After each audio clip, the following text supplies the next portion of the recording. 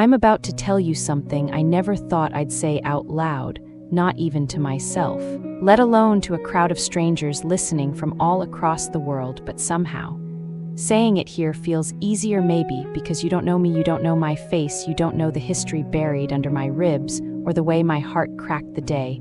I realized the love of my life was engaged to someone else, and you definitely don't know what it felt like to stand behind a silk veil, planning his wedding, smiling in front of him, while hiding everything. So yeah, today, I'm telling you the story of how I became the wedding planner for the man I'd loved quietly for years, and how he had absolutely no idea that the woman behind the scenes was the same girl he once made 1,000 promises to under the Tennessee moon. It starts in Nashville, a city where music spills out of old brick bars, where heartbreak sits on every corner, and where I, of all people, once believed love might finally be simple. I was wrong, so wrong. His name was Ethan, and before you picture one of those slow-motion, love-at-first-sight moments, trust me, it wasn't like that. I didn't just see him, I knew him, really knew him. Same neighborhood, same schools, same summers spent barefoot in parking lots that felt like frying pans, same stupid jokes that made no sense to anyone,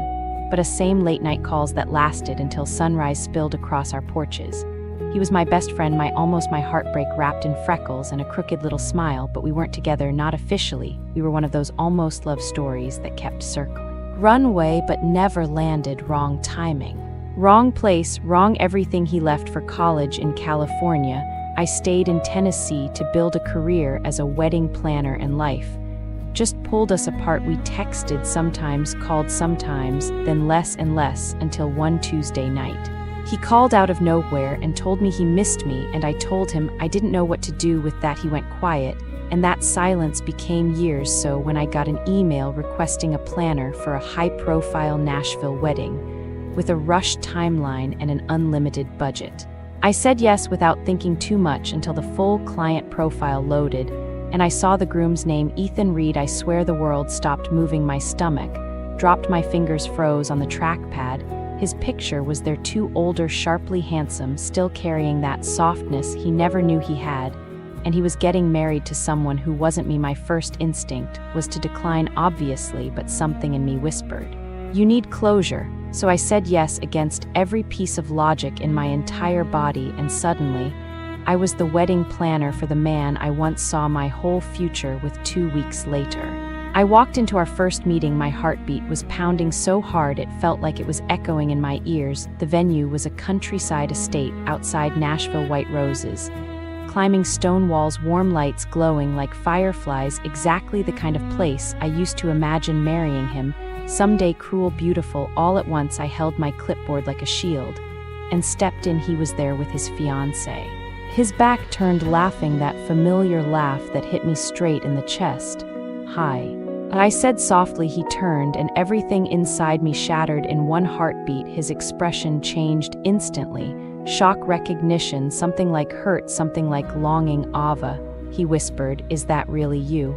His fiancée looked between us, confused, then smiled politely. She was stunning, of course. She was soft blonde hair, ocean blue eyes, the kind of gentle beauty that makes everyone around her feel warm. I forced myself to breathe. "Yes," I said, "I'll be your planner." He blinked like he was trying to piece together the last 10 years in a single second. "You're planning my wedding," he said, voice rough around the edges. I nodded. Professional smile, professional posture, non-professional heartbreak. His fiancée introduced herself and shook my hand warmly. "I've heard you two were close growing up," she said sweetly. Close, if only she knew. We started the consultation, colors, florals, themes, budgets, the whole technical routine, and I nodded, smiled, took notes, none of which I could see clearly because tears kept burning behind my eyes. But the worst part wasn't the details, it was the way he kept glancing at me when she wasn't looking, like he wasn't sure if he was dreaming, like he wanted to say something, but couldn't. After the meeting, she left to take a call, and the moment she stepped out, he turned toward me. "Why didn't you tell me you were back in Nashville?" he asked quietly. "It didn't seem important," I said. He exhaled sharply. "It mattered." He murmured, "You mattered." I swallowed, the ache rising up my throat. "Congratulations," I told him, meaning none of it. "She seems wonderful." "She is," he said. But the hesitation in his voice said something else entirely before anything else could slip out. His fiancée returned, and the moment dissolved, and that was just day one over the next few weeks. Planning his wedding felt like watching my own heart unravel slowly, painfully, beautifully. Tragically, he would smile at things only we understood, mention memories I thought he'd forgotten, look at me a second too long, and every time, something in my chest twisted. One night, we were reviewing floral samples. Just the two of us. He looked tired, really tired. "Are you happy?" I asked gently. He paused, a long, heavy pause. "I'm supposed to be." He whispered. Those words hit like a bruise. "There were things I should have told you back then," he said. Voice unsteady, my breath caught because I knew exactly what he meant. "Don't," I whispered. "Please don't say anything you can't take back." He shut his eyes, pain flickering across his face. "I wish I'd said them when I had the chance," he murmured. Before I could respond, his fiancée walked in, apologizing for traffic. And the moment vanished, unspoken, buried, and that's where the spiral truly began. The rehearsal dinner came the next night. My hands shook, the whole drive, their city noise blurring around me while his voice echoed in my mind inside. He spotted me instantly. "Hey, Ava," he called out. Smiling, that same smile I used to fall for every damn day, I guided everyone through the rehearsal like a machine steps orders music cues. Then he stepped forward with his bride to practice their aisle walk. She slipped her arm through his. He looked down at her with soft affection, and I felt something sharp twist beneath my ribs. I turned away before the tears could win, whispering to myself, "You promised you'd be strong." Later that night, lying awake in my bed, staring at the ceiling, I knew. Tomorrow wasn't just a wedding day, it was my goodbye. Morning came heavy and colorless. But I pulled myself together because that's what planners do. We fix things. We make everything beautiful, even when we're breaking inside. When she asked me to help her with the veil, I stepped into the bridal suite with a smile that felt stitched together. She leaned forward, and I placed the veil gently over her hair, cathedral length, lace trim, the exact kind I once tried on with him beside me, whispering, "You look like you're already mine." I swallowed that memory whole and stepped back. "It's perfect," she whispered, staring at herself with bright, hopeful eyes. I nodded because she deserved that moment before the ceremony. He found me outside adjusting florals. "You really made this day beautiful," he said softly, emotion thick in his voice. I just smiled. "That's the job."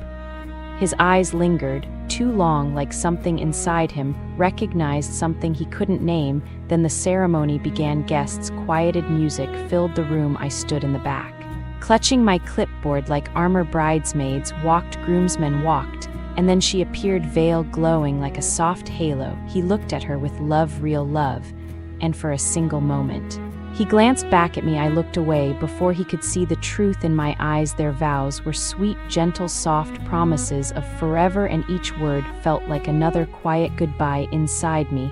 They kissed, everyone cheered, and I clapped with hands that felt like someone else's during the reception. I stayed busy fixing centerpieces, directing servers, avoiding emotions like landmines. Later, he found me alone on the balcony, lights glowing behind him. "You okay?"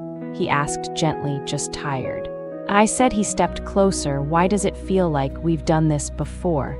My heart stilled. He continued softly, "When I look at you, I get this strange feeling like you're someone I should have held on to." I swallowed hard. "You're overwhelmed. It's your wedding day." He stared at me, searching for something. "I feel like I lost something important without realizing it," he whispered. The wind carried his words straight into my chest, but I smiled through the ache. "And sometimes we lose things so we can find better ones later." He exhaled, looking down. "Thank you for today," he said quietly. "I'll never forget it." We both knew we meant different things. He walked back inside, lights swallowing him, and for the first time all day, I let myself cry, not because he belonged to someone else, but because I finally understood he was never meant to belong to me, and maybe, just maybe, that truth was the start of my freedom.